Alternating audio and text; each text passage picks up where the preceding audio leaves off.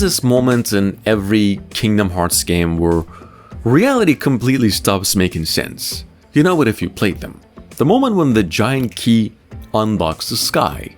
Disney characters stand beside anime heroes during world-ending battles. A quiet, emotional conversation suddenly turns into a war against cosmic darkness, while orchestral music explodes in the background, and somehow it all works.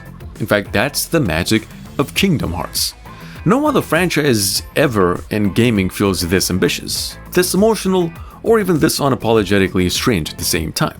And after everything Square Enix has already revealed about Kingdom Hearts 4, it genuinely feels like the next game could become the biggest and most ambitious entry the series has ever attempted. This time, the franchise itself is changing. It is not changing slightly, it is changing completely. When Kingdom Hearts 4 was officially revealed during the series' 20th anniversary celebration, I don't even remember when, we all immediately noticed something different about it. The art style looked more realistic, the scale looked larger, the world itself felt grounded in ways the franchise had never attempted before. Sora, waking up inside the city, almost looked closer to a modern Final Fantasy game than traditional Kingdom Hearts. And that change feels intentional right now. According to Square Enix, Kingdom Hearts 4 officially begins the brand new Lost Master arc, meaning the long-running Dark Seeker saga that carried the series for nearly 20 years is finally over. And that opens the door for something much bigger, such as a fresh beginning, number 1, a new tone, number 2, new mysteries, number 3, and potentially an entirely new scale for the franchise itself. The first thing, in fact, people immediately noticed was Quadrodome. This gigantic, realistic city feels completely different from anything the series has ever done before. It's inspired heavily by modern Tokyo. The environment shown in the real trailer looked massive, detailed, strangely grounded compared to older Disney-inspired worlds, streets filled with cars, apartment buildings, rain-soaked roads. Well, that atmosphere alone already changes the feeling of the series itself. Older Kingdom Hearts, often feel dreamlike and colorful, but Kingdom Hearts 4 looks heavier somehow, more cinematic, more mature, not darker in a depressing way, but more emotionally grounded. And that evolution makes sense. You might ask why. Well, the original audience that grew up with Kingdom Hearts are older now. The franchise itself matured across 20 years of increasingly complicated storytelling, and Kingdom Hearts 4 feels like the moment where Square Enix is finally letting the series fully evolve into something larger than nostalgia alone. And visually, this game could become absolutely insane. Square Enix officially confirmed that the full game is being developed in Unreal Engine 5, even though portions of the reveal trailer itself originally ran in Unreal Engine 4 during early production. That matters in fact enormously because Unreal Engine 5 opens the door for visual scale the franchise simply could not achieve before. Massive city environments, film quality lighting, whatever. A remake has to respect that rhythm. It can't rush the player, it can't overload the experience with constant action. It has to let the world breathe. And that's when Nintendo's design philosophy becomes crucial, because they understand restraint. They understand that sometimes the best thing a game can do is step back and let the player feel something without forcing it. There's also the question of narrative. The original game told its story with minimal dialogue, relying on environmental storytelling and player interception. A remake, we think, could expand on that slightly as well, maybe through subtle cutscenes and additional context, but it also has to be careful. The reveal trailer, is what I'm saying, already hinted at exactly that direction. Sora battling a skyscraper-sized heartless monster, cars flipping through intersections, buildings, explosions, all that cinematic flair.